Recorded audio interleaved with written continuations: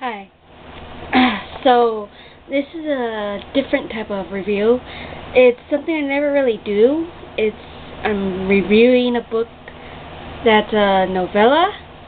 It's from the Forever You series by Sandy Lynn. And it's a novella.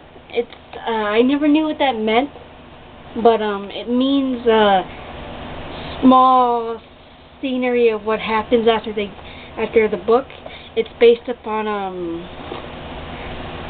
Connor and Elvery's life. I don't like to call her that because it's a weird name, so I just call her Elle. And she's the poor painter with cancer, and he was a rich billionaire player who thought she was a one night stand that he had, and told her that the rule was never to sleep with him for the overnight. She's like, hey, I didn't sleep with you. You were crazy out of the club that one night and helped you get home and brought you home and made sure you didn't die. It's like, oh, my bad. And I think that's when he realized he fell in love with her. But I'm not going to talk about them. If you want to know about them, get the book series, book series, Forever You, and yeah, you'll get to know their story. But this one is Being Julia, which is Connor and Elle's daughter, Julia. And I was unsure of wanting to read it because they're rich people, and I know how Connor acted like an asshole before meeting Elle, the poor girl. She didn't care. She was free-spirited anyway, dying of cancer, so she didn't care.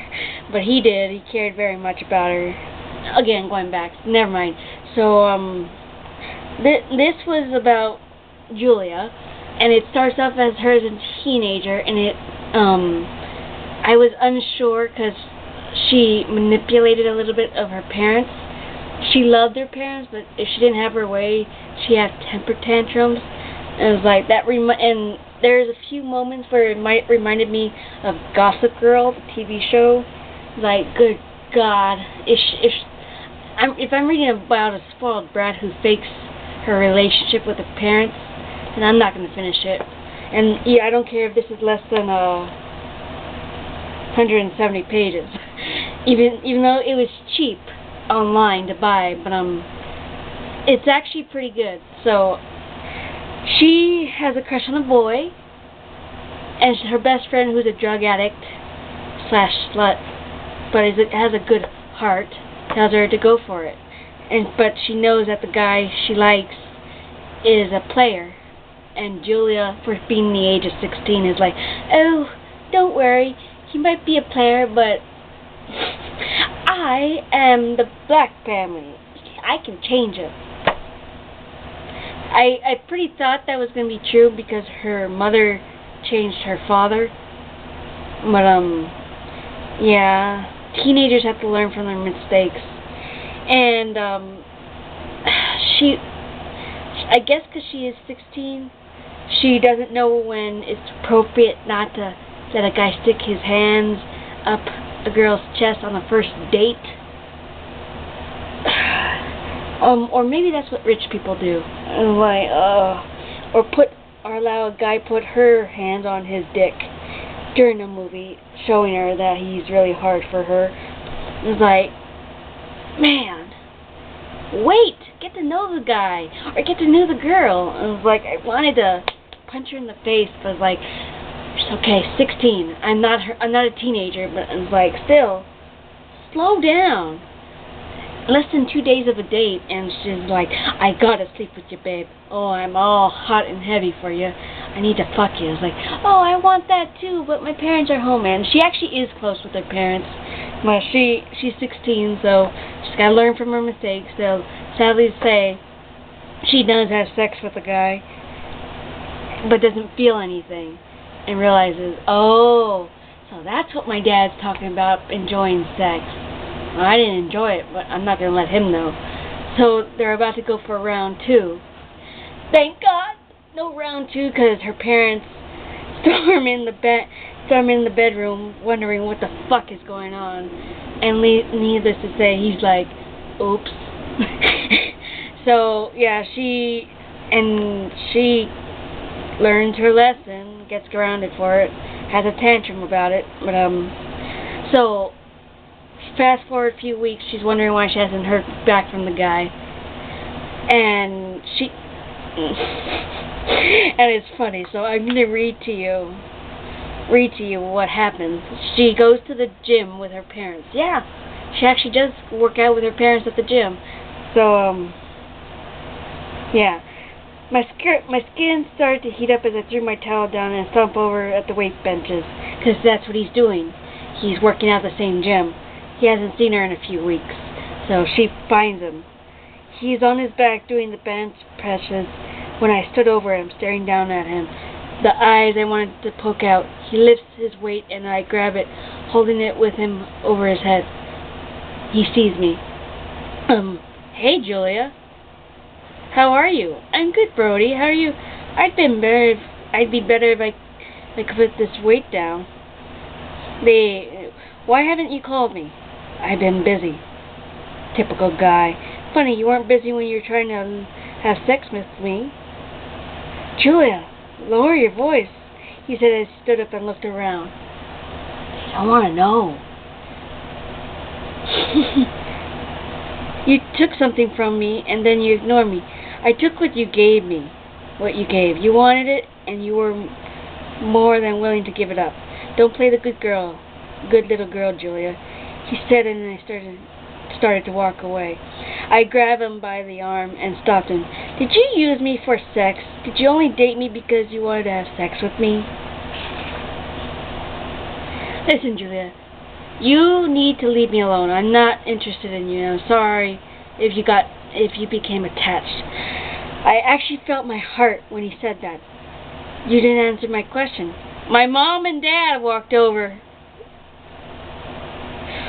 And my mom looked at me and then at Brody. Hi, Brody, she said as she looked over her arm and his neck and squeezed. Mrs. Black, you're hurting me, he says. My daughter asked you a question, and you will give her an answer. He looked up at my dad, and my dad just shrugged his shoulders. Sorry, Brody, you pay. I've been there and done that. And believe me, it's not pretty. Piss off a woman and be prepared to deal with the consequences. Ooh, I love that. Okay, I only dated you to have sex with you. My mom tightened her grip around Brody's neck after he said that.